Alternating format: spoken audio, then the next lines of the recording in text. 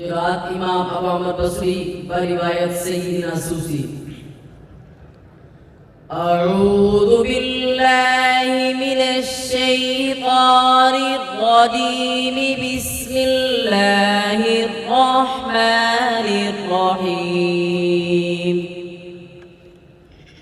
ولقد آتينا لقمان الحكمة أن اشكر لله ومن يشكر فإنما يشكر لنفسه ومن كفر فإن الله غني حميد. وإذ قال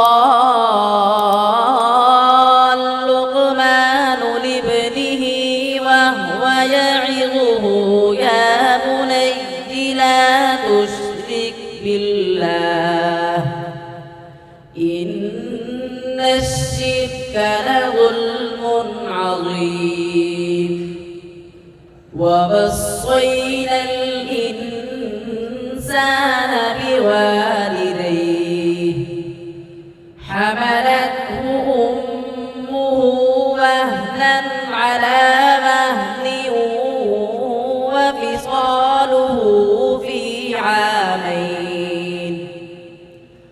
وفصاله في عامين أن اشكر لي ولوالديك إلي المصير.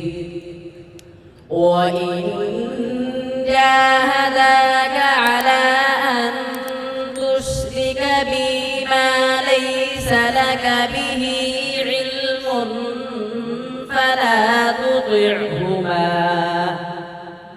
فلا تطعهما وصاحبهما في الدنيا معروفا واتبع سبيل من أناب إلي ثم إلي مرجعكم فأنبئكم بما كنتم تعملون.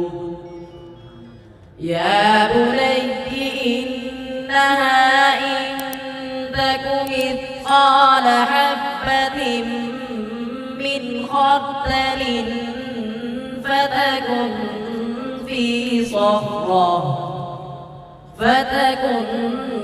في صخرة أو في السماوات أو في الأرض يأت بها الله إن الله لطيف خبير.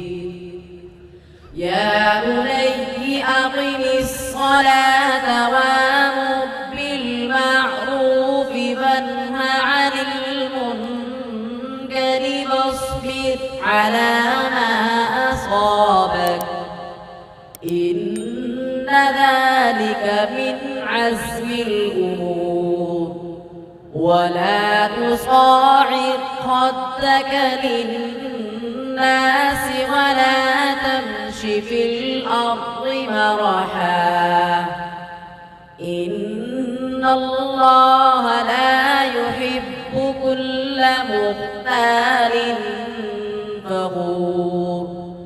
واقصد في مشيك واغضض من صوتك إن أنكر الأصوات لصوت الحمير.